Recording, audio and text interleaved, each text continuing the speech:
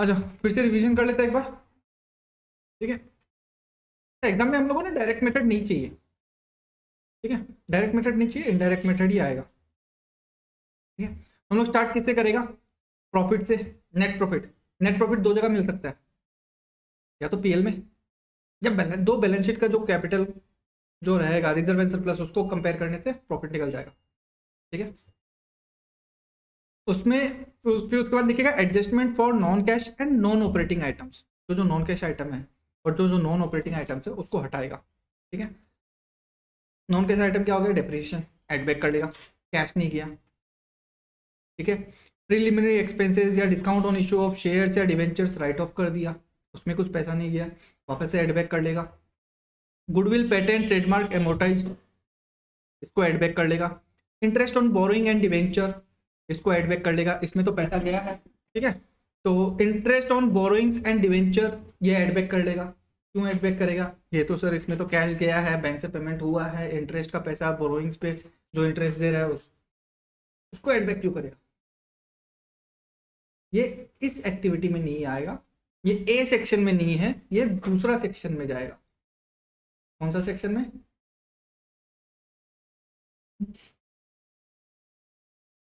कितना सेक्शन है अपना, ऑपरेटिंग, इन्वेस्टिंग, फाइनेंसिंग, मतलब समझो ऑपरेटिंग मतलब बिजनेस ऑपरेट करके जो हो रहा है वो सब का खर्चा। इन्वेस्टिंग जहां पैसा हम लोग इन्वेस्ट किया, इन्वेस्ट करना मतलब संपत्ति में इन्वेस्ट करना, लैंड बिल्डिंग फर्नीचर ये सब जो खरीदा है, ठीक है, या किसी और कंपनी का शेयर खरीदा है, फिक्स डिपॉजिट कर दिया है, तो वो सब भी इन्वेस्टिंग एक्टिविटीज। फाइनेंसिंग मतलब फाइनेंस में हम लोग पैसा उठाया है, तीन तरीका से कर सकता है, बैंक से लोन, डिवेंचर्स इशू करके, शेयर्स इशू करके, ठीक है। तो ये अपना जो interest on borrowings and debenture है ये किस एक्टिविटी में जाएगा, ये फाइनेंसिंग एक्टिविटीज में। तो यहां पे माइनस कर दो, वहां पे जाके एड बैक कर दो, ठीक है ना। Loss on sale of fixed asset या इन्वेस्टमेंट, ये किस एक्टिविटी में जाएगा, ये इन्वेस्टिंग एक्टिविटीज में जाएगा। अच्छा नहीं ये लॉस है, ठीक है। अच्छा लॉस कुछ नहीं है, लॉस अपना नॉन कैश आइटम है। लॉस एक लॉस हो गया, 20,000 का एसेट है, 10,000 में बेच दिया, 10,000 का लॉस, तो 10,000 का पैसा में लॉस हुआ है क्या अपना, पैसा तो अपने को 10,000 मिल गया, जो पैसा 10,000 मिला वो इन्वेस्टिंग एक्टिविटीज में चला जाएगा, बट जो लॉस हुआ है वो पीएल में तो हम लोग ऐसे ही दिखा देता है कि लॉस हुआ है, उसमें कोई पैसा आया ना पैसा गया, ठीक है, तो वापस से एड बैक हो गया, प्रॉफिट कम हो गया ना अपना, लॉस दिखाने से अपना क्या हो गया, प्रॉफिट, तो इसलिए वापस एड बैक कर दिया। कोई प्रोविजन ओविजन अगर इंक्रीज हो जाता है तब, जैसे last year provision for doubtful debt था 1,000, इस बार हम लोग कर दिया 1,500 रुपया, तो प्रोविजन इंक्रीज हो गया ना, वो यहाँ पे आ जाएगा, ठीक है। अब आइटम्स टू बी डिडक्टेड, क्या क्या आइटम्स डिडक्ट करेगा, एक तो इनकम फ्रॉम इंटरेस्ट, मतलब इंटरेस्ट का पैसा हम लोग को कब मिलता है, जब हम लोग पैसा कहीं इन्वेस्ट करता है, बैंक में पैसा डाल दिया, एफडी में पैसा डाल दिया, ठीक है, किसी को लोन दे दिया, वो सब अपना इन्वेस्टिंग में, तो वहां से जो इंटरेस्ट आ रहा है वो अपना इन्वेस्टिंग एक्टिविटीज में आ गया। इनकम फ्रॉम डिविडेंड, ये भी सेम इन्वेस्टिंग एक्टिविटीज, शेयर्स लेके रखा है तो हम लोग को डिविडेंड का पैसा दिया कंपनी, तो इन्वेस्टिंग एक्टिविटीज, ठीक है। इनकम फ्रॉम रेंट, हम लोग किसी को घर भाड़ा में दे दिया और उससे हम लोग को भाड़ा मिला, बट जमीन हम लोग का एसेट है, जमीन अगर जमीन ही हम लोग का है तभी तो वो अपना हम लोग भाड़ा में दे सकते हैं ना, हम किसी दूसरा का जमीन को भाड़ा में देके हम थोड़ी ना कमाई करेगा, नहीं कर सकते ना, तो इसका मतलब क्या, वो जमीन मेरा है, हम पैसा इन्वेस्ट करके रखा है उस जमीन में, तो ये इसका भी जो इनकम होगा वो कहाँ चला जाएगा, इन्वेस्टिंग एक्टिविटीज में जाएगा, तो यहाँ पे लेस कर दिया, वहां पे जाके ऐड कर देगा, कैश इनफ्लो दिखा देगा वहां पे, ठीक है। वो गलती से यहाँ पे आ गया, उसको हटाओ वहां पे डालो। Profit on sale of fixed asset या इन्वेस्टमेंट, अपना जो पीएल होता है, पीएल में हम लोग प्रॉफिट दिखा दिया तो इसका मतलब हम लोग का नेट प्रॉफिट बढ़ गया, बट एक्चुअली में कैश अपने को मिला नहीं है। 10,000 का एसेट है, हम लोग उसको 25,000 में बेच दिया, तो ये कैश इनफ्लो तो अपना 25,000 ही हुआ, वो अपना इन्वेस्टिंग एक्टिविटीज में चला जाएगा, एसेट को बेच दिया पैसा आ गया, वो कैश इनफ्लो है, ऑपरेटिंग एक्टिविटीज का नहीं, इन्वेस्टिंग एक्टिविटीज का, ठीक है। तो यहां पे माइनस कर दो, वहां पे इनफ्लो दिखा दो, ठीक है। और डिक्रीज इन प्रोविजन जो होगा वो भी माइनस हो जाएगा, ठीक है। अब क्या होगा, अब यहां पे इसको प्लस माइनस करने के बाद देखो नेट प्रॉफिट लिखा, नेट प्रॉफिट लिखने के बाद ये सब आइटम्स ऐड बैक किया, यहां का टोटल होके यहां पे आ जाएगा। जो जो आइटम्स लेस करना है पहले यहां पे अंदर लिखेगा, फिर यहां बाहर आ जाएगा। तो ये प्लस ये माइनस ये अमाउंट, ये होने के बाद क्या एक अमाउंट आ जाएगा, ये अमाउंट आ जाएगा। इसको क्या बोलेगा, ऑपरेटिंग प्रॉफिट या loss before changes in working capital, ठीक है। अब हम लोग करेगा, यहां पे बोल दिया कि वर्किंग कैपिटल चेंज होने के पहले अपना क्या क्या प्रॉफिट या लॉस था। अच्छा, वर्किंग कैपिटल मतलब क्या होता है, वर्किंग कैपिटल का फॉर्मूला क्या है परमजीत?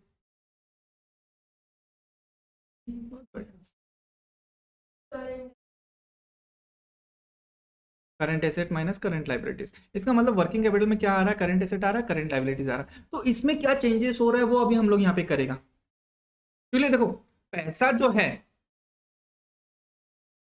आज हम कोई बिजनेस में पैसा डाला, कैपिटल डाला 1 लाख रुपया, तो मेरा कैश भी 1 लाख रुपया, करंट एसेट है 1 लाख रुपए का।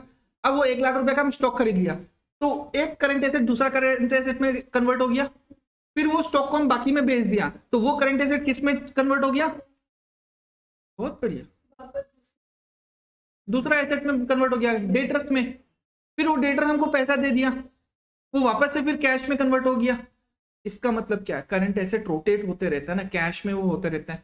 वैसे ही करंट लाइबिलिटीज भी है, बाकी में सामान खरीदा पेमेंट किया, बाकी में सामान खरीदा पेमेंट किया, ठीक है। तो इसमें क्या चेंजेस आएगा, उसमें भी तो कैश में इफेक्ट पड़ेगा ही कि नहीं पड़ेगा,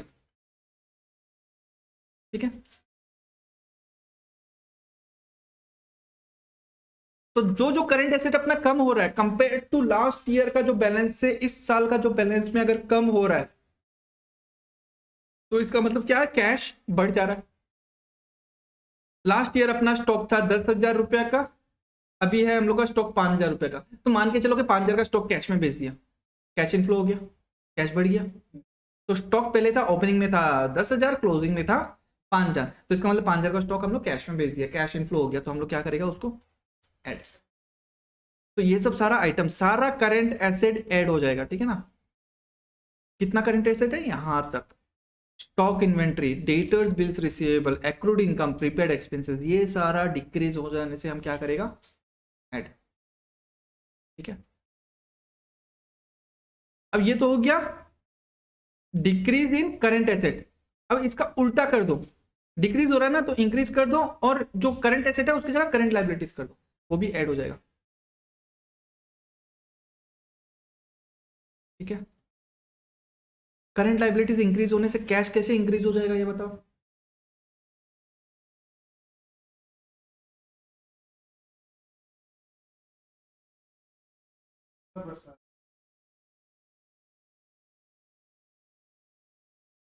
करंट लाइबिलिटीज इंक्रीज, अच्छा लाइबिलिटी मतलब क्या होता है कि किसी को पैसा देना है, मान लो स्टार्टिंग में एक जन को पैसा देना है हमको 10,000 रुपया, महीना के एंड में जाके हमको उसको देना 15,000 रुपये, 5,000 रुपया बढ़ा क्यों, और उधार ले लिया होगा उससे, तो मेरा तो कैश बढ़ गया ना, हम उधार ले लिया 5,000 का और।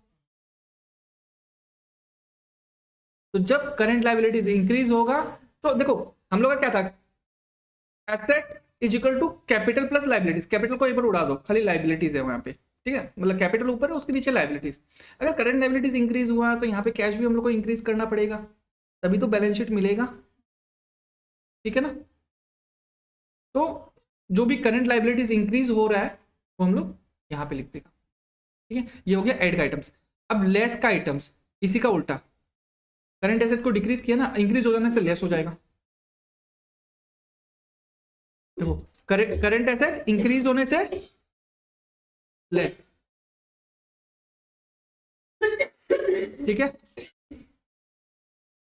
करंट एसेट इंक्रीज होने से लेस क्यों हो गया,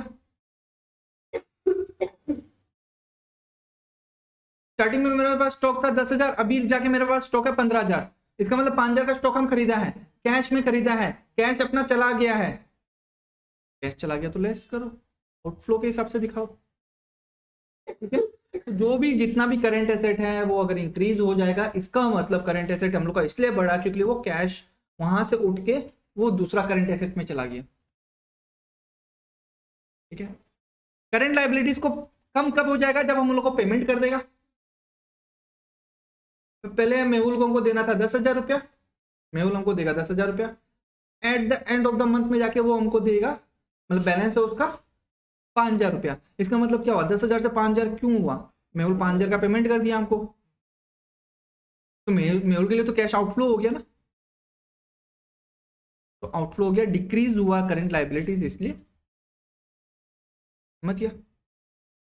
अब इसको प्लस माइनस करके जो आएगा वो आएगा कैश जनरेटेड फ्रॉम ऑपरेशंस। ठीक है, उसके बाद क्या करेगा, इनकम टैक्स पेड जो है, इनकम टैक्स हम लोग जो पेमेंट किया वो भी तो कैश में गया है, कैश या बैंक से गया है, वो यहाँ पे नीचे लिखता है हम लोग, बट हम लोग यहाँ पे देखो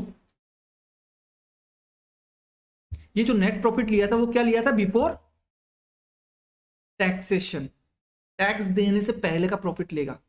अच्छा, टैक्स जो दिया वो भी ऑपरेटिंग अपना एक्सपेंस है, बट उसको क्या हम लोग अलग से नीचे में लिख देते हैं लास्ट में। ठीक है ना, तो यहाँ पे वो टैक्स जो पेमेंट किया वो माइनस हो जाएगा, तो अपना क्या आ जाएगा, net cash generated from operating activities. ठीक है, अच्छा कितने बार क्वेश्चन में क्या होता है ना, ये निकालना पड़ता है, नेट प्रॉफिट या loss before taxation and appropriation. अच्छा, टैक्सेशन तो बता दिया कि टैक्स देने से पहले, अप्रोप्रिएशन मतलब जनरल रिजर्व में ट्रांसफर कर दिया, यहाँ ट्रांसफर कर दिया, वहां ट्रांसफर कर दिया, वो सब जो है प्रोपोज डिविडेंड दे दिया, वो सब क्या होता है, अप्रोप्रिएशन। अच्छा, कंपनी एक प्रॉफिट कमा रहा है, प्रॉफिट कमाने के बाद वो लोग को लगता है हाँ कि उसके पास एनफ प्रॉफिट है, तो वो लोग क्या है, डिविडेंड दे सकते हैं। डिविडेंड कहाँ से दे रहे हैं, प्रॉफिट कमाया तभी देगा, अगर प्रॉफिट नहीं कमाया तो डिविडेंड दे पाएगा नहीं, तो वो हो गया अप्रोप्रिएशन। अगर कंपनी ये सोच के रखा है कि हम लोग को 10% जनरल रिजर्व में ट्रांसफर करना है, तो वो जो जनरल रिजर्व में जा रहा है उसको भी क्या बोल रहे हैं, अप्रोप्रिएशन ऑफ प्रॉफिट। पीएल अप्रो अकाउंट किया था ना, याद है, पार्टनरशिप में जितना नेट प्रॉफिट आया था उसके बाद पार्टनर्स को जो जो जा रहा है उसको क्या बोलता रहा, अप्रोप्रिएशन। तो यहां पे भी अप्रोप्रिएशन होगा। ठीक है, कैलकुलेशन ऑफ नेट प्रॉफिट या net loss before tax and appropriation, ये हम लोग को अमाउंट कैसे निकालेगा, ओपनिंग और क्लोजिंग बैलेंस शीट का जो पीएल अकाउंट का जो बैलेंस है वो डिफरेंस देख लेने से यहाँ पे आ जाएगा। जैसे स्टार्टिंग में ओपनिंग बैलेंस है पीएल का ओपनिंग बैलेंस है 1,00,000 रुपया, क्लोजिंग पीएल में है 2,00,000 रुपया, इसका मतलब 1,00,000 रुपया बढ़ गया, क्यों बढ़ गया, क्योंकि 1,00,000 रुपया हमको प्रॉफिट कमाया, तो वो 1,00,000 रुपया यहाँ पे आ जाएगा। ठीक है, उसके बाद हम लोग क्या करेगा, जो प्रोविजन फॉर टैक्स, टैक्स का कोई प्रोविजन बनाया या टैक्स पे किया वो यहाँ पे माइनस हो जाएगा, टैक्स पे, ये जो प्रॉफिट आया ये तो टैक्स देने के बाद का प्रॉफिट आया, इसमें वापस टैक्स ऐड कर देगा तो नेट प्रॉफिट बिफोर टैक्स आ जाएगा। मान लो कि हम 1,50,000 रुपया कमाया है, उसमें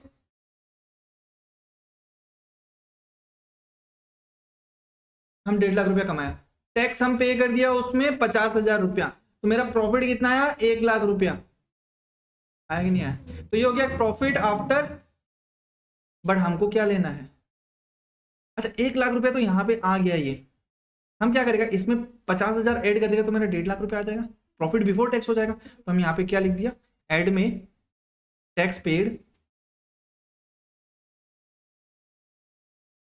या तो टैक्स पेड हो जाएगा या प्रोविजन फॉर टैक्स आ जाएगा।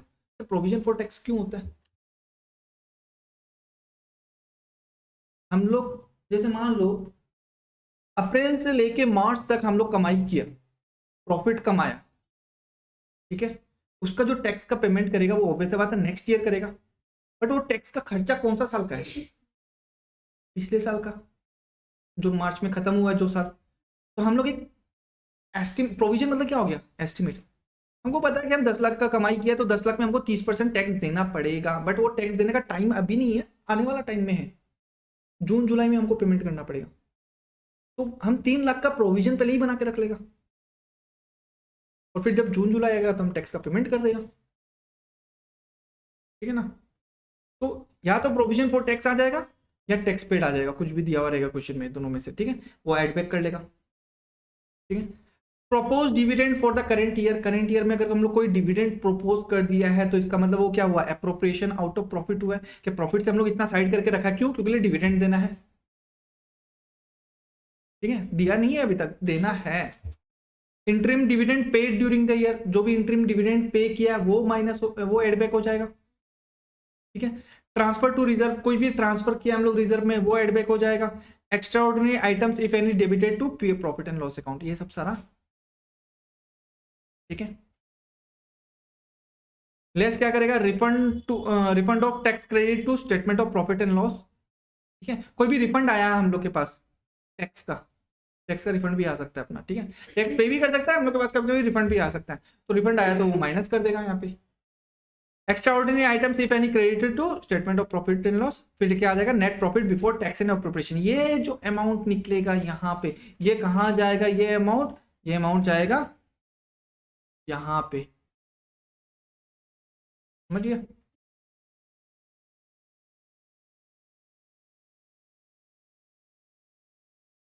आ जाओ, illustration number 1, calculate cash flow from the operating activities by indirect method from the following information. क्या दिया, revenue from operation 12,50,000, other income 22,000, total मिला के टोटल रेवेन्यू कितना हो गया। एक्सपेंसेस में cost of material consume, employ benefit, finance cost, depreciation, other expenses. Note भी दिया हुआ है, नोट भी देखना ये सब, नोट में क्या क्या है। प्रॉफिट बिफोर टैक्स कितना आया, 2,08,000, टैक्स पेड कितना हुआ, 40,000, प्रॉफिट फॉर द पीरियड कितना आया। ठीक है, अच्छा नोट में देखो, अदर रेवेन्यू में क्या है, अदर इनकम में क्या है, अदर इनकम में दे दिया profit on sale of land 15,000, क्या करेगा, हम एड बैक कर लेगा, सॉरी लेस कर देगा, लेस करेगा कि नहीं करेगा।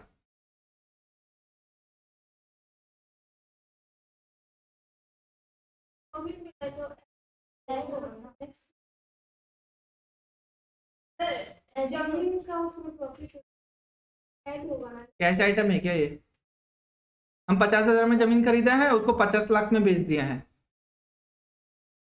तो वो जो 50 लाख पैसा आया वो अपना इन्वेस्टिंग एक्टिविटीज में जाएगा, वो प्रॉफिट जो हुआ वो क्यों आएगा यहाँ पे।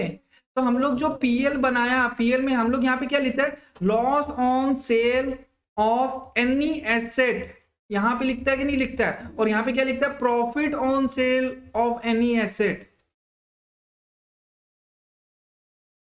तो जब ये क्रेडिट साइड में आया है यहाँ पे, तो इसका मतलब मेरा प्रॉफिट बढ़ा है कि नहीं बढ़ा है, बट क्या कैश बढ़ा, कैश बढ़ा है, बट लेकिन वो इन्वेस्टिंग एक्टिविटीज में जाएगा, यहाँ नहीं। तो हम क्या करेगा, वापस से लेस बैक कर देगा, नॉन ऑपरेटिंग या नॉन कैश आइटम हम लोग क्या करेगा, एड बैक, यहाँ का आइटम एड बैक कर देगा, बट उल्टा साइड का हम लोग क्या करेगा, लेस करेगा।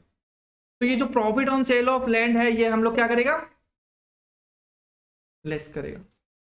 फॉर्मेट निकाल लो, क्वेश्चन तो यहाँ पे है, ये फॉर्मेट निकाल लो। हाँ, क्या दिया हुआ देखो, profit on sale of land कहाँ पे आया है, लेस में देखो। ठीक है, इंटरेस्ट रिसीव्ड, इंटरेस्ट क्यों मिला हम लोग को, हम लोग बैंक में एफडी करके रखा है, इनको इंटरेस्ट मिल गया, या हम किसी और कंपनी का डिबेंचर्स लेके रखा है, वो हमको इंटरेस्ट दे दिया। इंटरेस्ट तो दो तरीके से मिल सकता है ना यार,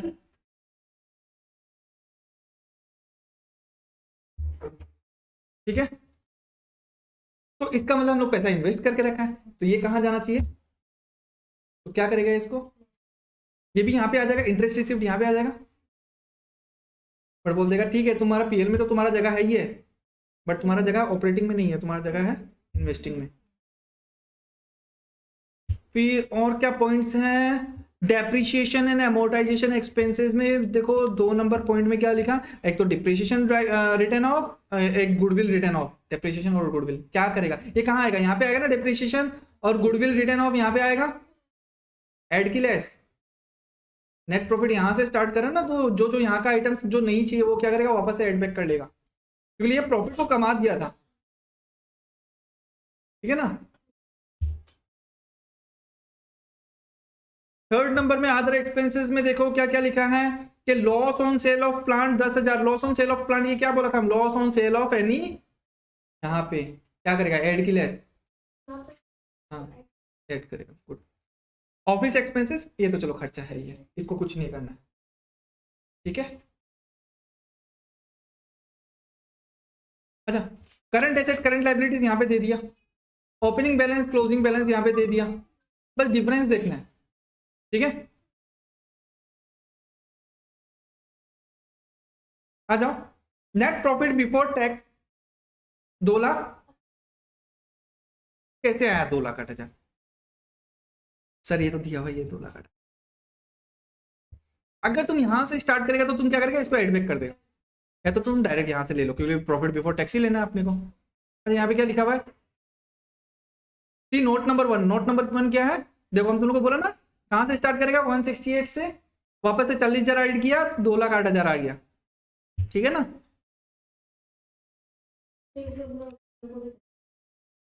अब adjustment for non cash items और नॉन ऑपरेटिंग आइटम्स, जो जो नॉन कैश आइटम है जैसे डेप्रिसिएशन, लॉस या profit on sale of any furniture या एसेट, और ऑपरेटिंग नॉन ऑपरेटिंग आइटम्स मतलब जो ऑपरेटिंग का घर में नहीं आ रहा, वो फाइनेंसिंग या इन्वेस्टिंग के घर में जा रहा है, वो नॉन ऑपरेटिंग आइटम्स हो गया। फाइनेंस कॉस्ट एडबैक कर दिया, खर्चा, डेप्रिसिएशन, गुडविल, लॉस एडबैक कर दिया, 3,22,000 आ गया, ठीक है ना। इसको प्लस करके ये चारों को, ये सबको प्लस करके 3,22,000। अब लेस में हम क्या बोला था, एक तो इंटरेस्ट रिसीव्ड, क्योंकि इसका घर वो का है, इन्वेस्टिंग में है।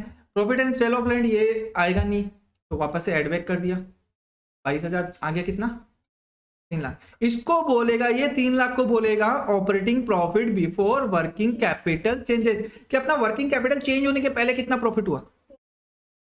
अब वर्किंग कैपिटल में आ जाओ, एसेट, ट्रेड रिसीवेबल, परमजीत ये एसेट है कि लाइबिलिटीज है, ट्रेड रिसीवेबल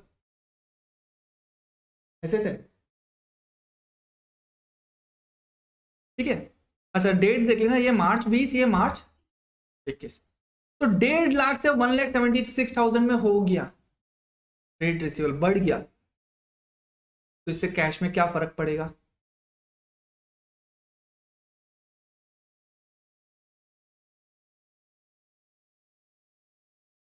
जो लॉजिक समझाता है वो दिमाग में घुसता नहीं है। अगर अपना करंट एसेट इंक्रीज हो गया तो क्यों इंक्रीज हो गया,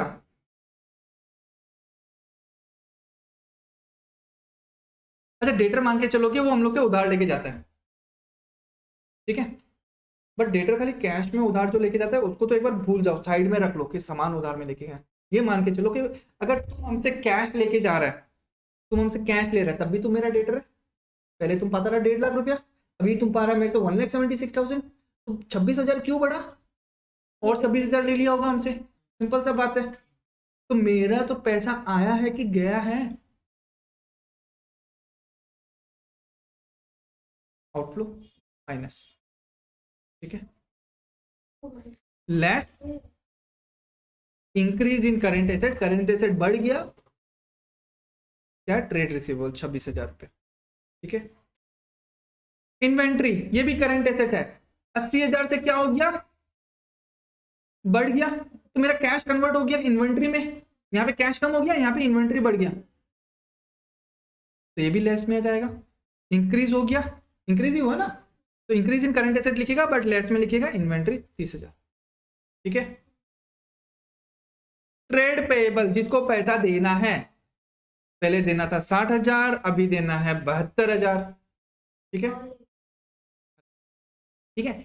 ट्रेड पेएबल जिसको पैसा देना है, ट्रेड पेएबल पहले था 60,000, अभी है 72,000, मतलब पहले जितना पाता रहा उससे अभी ज्यादा पा रहा है हमसे, मतलब हमको देना है उसको पैसा, सिंपल सा बात है। पहले हमको देना था 60,000, अभी देना है हमको 72,000, तो इसका मतलब क्या हुआ, मेरा लाइबिलिटी क्यों बढ़ गया, क्योंकि हम लोग से और पैसा उधार में लिया होगा, मेरे लिए इनफ्लो हो गया होगा, ऐड में जाएगा, ठीक है। Add increase in current liabilities trade, ठीक है। ऑफिस एक्सपेंसेस आउटस्टैंडिंग, एसेट है कि liabilities Paramjit, office expenses outstanding, हाँ लाइबिलिटी, पहले था 6,000 रुपया, अब है 4,000 रुपया, कम क्यों हो गया, लाइबिलिटी दे दिया, पैसा गया। अच्छा तुम लोग ये मत देखना, तुम लोग बस खाली एसेट और लाइबिलिटीज देखो, ठीक है ना। Trade payable, office expenses, outstanding वगैरह जो भी है, खाली लाइबिलिटी के हिसाब से सोचना कि बढ़ रहा है, कम हो रहा है, क्यों बढ़ रहा है, क्यों कम हो रहा है, ये मत देखना एक क्रेडिटर है, एक आउटस्टैंडिंग है खर्चा, वो सब मत देखना, ठीक है। Office expenses outstanding liability, liability क्या हो गया, कम हो गया। क्यों कम हो गया, हम लोगों को पेमेंट कर दिया तो मेरा कैश आउटफ्लो हो गया, आउटफ्लो होने से पैसा गया, मेरा माइनस करना पड़ेगा हमको, लेस में decrease in current liabilities, outstanding expenses 2000, ठीक है। 3 लाख प्लस 12,000, 3,12,000, 26,000, 30,000, 56 और 2 58। अच्छा क्या करना, लेस करना है ना, ये 58,000 को लेस करना है, तो 3,12,000 में से 58 लेस किया, कितना आया, क्या, ठीक है।